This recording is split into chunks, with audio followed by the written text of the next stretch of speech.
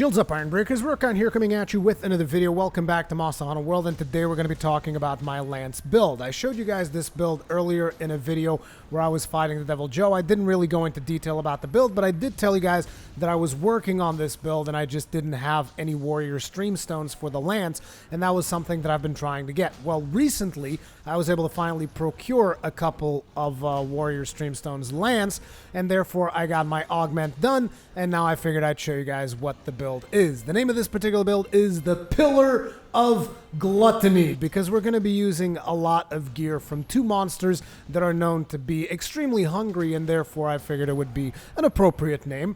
But let's get things started with the weapon. So we're using the Fiendish Tower from DEVILJHO. And you don't have to use the Fiendish Tower, you can use whatever lance you want. However, I would advise you guys to pick a lance that you're comfortable augmenting, because the augment really makes this particular build. It is, to me, it is super important to have the augment, otherwise you're not going to have as good of a performance as you're going to watch in the video that is going on right now. Here's the thing, throughout this whole video, those are both tempered monsters. I'm going to be hunting two tempered monsters, a Black Diablos and a Pink Rathian, and you will notice that I do not heal myself ever. I think at one point I hit like a vitality plant or something, but I don't actually drink potions ever throughout the whole fight, okay? And that's like one of my objectives with this particular build, was to make a really resilient build that at the same time was also very offensive. So naturally, in order to do that, you guys are going to have to put the augmentation of health regen into your lance, otherwise it's not going to work as well. And me personally, I went with the Fiendish Tower because it's the most damaging lance in the game. It's easy to get white sharpness. It's also got Elder Seal if you want to go fight tempered Elder Dragons. So there's a lot of advantages to the Fiendish Tower. It is, in my opinion, currently probably the best lance in the game, but I could be wrong. Different people will have different takes on that. But like I said, you can use different lances, just try to get that health regen augment, okay? Now, let us continue. Next in the build, we have Nergigante Helm Alpha. This is just a really good all-round helmet. I love this helmet. It's got 2 points in maximum might, as well as 1 point in attack boost. And I know some people are going to be like, oh, maximum might for a lance. I will explain everything at the end of the build, okay? Nergigante Helm Alpha. Then we got the Basal Male Beta, and the point of this is I want to get some guard in here because we are going to be blocking quite a bit, and even though I'm not going to be able to get max guard because there's just too many things that I'm trying to put on this build, I wanted to get at least a baseline of guard so that we can actually take a couple of hits with our shield without, you know, being completely staggered all the friggin' time. So we got 2 points of guard in there. Then we're looking at the Kaiser Van Brace's Alpha. As per usual, we are going to be using Weakness Exploit in this particular build.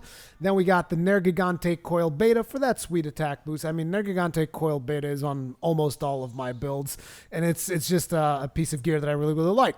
Then we got the Nergigante Greaves Beta, getting that final point of maximum might. We are maxing out maximum might because I like maximum might, and it offsets the negative affinity of the Fiendish Tower very, very nicely. And then to wrap things up, we got the Handicraft Charm 3. This is going to give us 3 levels of Handicraft. It's going to push us into white sharpness and into a comfortable area of white sharpness. It's not just like, oh, the second Protective Polish wears out, we don't have white sharpness anymore. No, you can be without Protective Polish for a while and still have white sharpness. So I got a decent amount of Handicraft in here. The tools that you use on this particular set are also somewhat important. At least the Rocksteady Mantle, in my opinion, is very, very important for the initial engagement of the monster, because we're now running earplugs. Monsters tend to roar quite a bit, and, you know, I really want to stay on top of the monster as often as possible. But not just that, I also wasn't able to get flinch free on this build, and therefore if you're playing this in multiplayer, you are going to be knocked around. Your teammates are going to use up your counter every now and then, so having Rocksteady Mantle to balance that out every now and then is a nice addition. So I definitely would advise you guys to get Rocksteady Mantle on this build. The second thing, you can put in here whatever you want. I like doing Affinity Booster because with this build and with the health regen augment, most likely you're not really going to need to heal yourselves ever. So Affinity Booster will increase your affinity. It will make you crit even more than you will already be critting with the final version of the build. Okay, so let's take a look at them decorations. On the Nergigante Greaves Beta, I got the Sharp Jewel. You guys know I love this jewel. I put it everywhere. As a matter of fact, I've received complaints that, Rurikhan, you really shouldn't use Sharp Jewel on Greatsword. It's like, no, I want to use Sharp Jewel in everything. But I do understand it's not as useful for the Greatsword. I might swap that around later. But anyway, Nergigante Coil Beta, we got the Tenderizer Jewel 2 to max out that weakness exploit. On the Kaiser Van Braces Alpha, we are going to get an Iron Wall Jewel. Hopefully you guys have these. These are pretty rare. I only have one. I'm actually surprised that I don't have more of these, but one of these jewels is going to put us into level 3 guard, which is pretty good. Then on the Basil Mail Beta, I'm using 2 Dragon Jewels. Now, if you're using a different element on your Lance, naturally you'll want to replace these Dragon Jewels by whatever the element you have on your Lance of choice. And then finally, we have 1 Attack Jewel, which is going to propel us into Attack Boost 4, so that we get the 5% affinity that comes with that. Looking at the finalized build, we got Attack Boost level 4. Again, we get that 5% affinity. We got Weakness Exploit level 3. That's 50% affinity when hitting weak spots. And with the Lance, you should be able to target those just fine. We got level 3 Handicraft, taking us into a comfortable area of white sharpness. Very nice. We got level 3 Guard, so that you can block to your heart's content and not suffer too much for it. We got Maximum Might.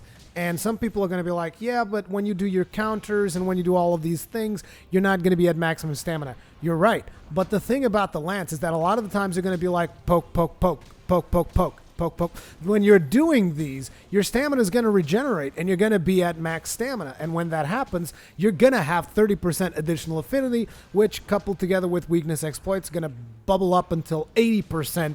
Affinity, which if you then put the affinity booster on top of that, it's going to go above 100. I don't even know exactly how much the affinity booster provides because I don't pay that much attention to that stuff. But basically with all of that, you can effectively reach, if not 100%, you can reach really close to 100% affinity despite the fact that your Lance has minus 25% affinity, which is really, really good in my book.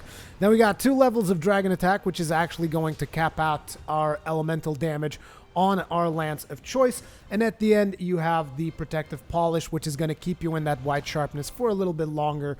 And in my opinion, this build is not only super solid, it is also super fun. I know that a lot of people are going to tell me, Rurikhan, but Lances, they're supposed to be a little bit more defensive, but in my opinion, it's like, sure, if you want to play solo and you want to bring a defensive Lance, that's great. But ultimately, when you're playing in a group with a Lance, the problem becomes, well, if you're not bringing damage, and it's not like you can actively tank, sure, you can bring the Challenger Mantle and maybe be able to get the monster to focus on you for a couple of hits, but ultimately there isn't really a super solid tanking mechanic in Monster Hunter World. So it's not like, oh, I'm going to bring all this defense, I'm going to be the tank, and it's like, well, what happens when the monster attacks somebody else? You're just not doing that much. At least that's the way that I personally look at it. I think it is important to have some defense in certain sets, but a Lance should also be useful in offense, in my opinion, and that's something that I struggled with when I first started using the Lance seriously, and I ended up coming with this build where I still felt useful in groups, and it still brings some defense, but at the same time, it definitely brings a lot of punishment.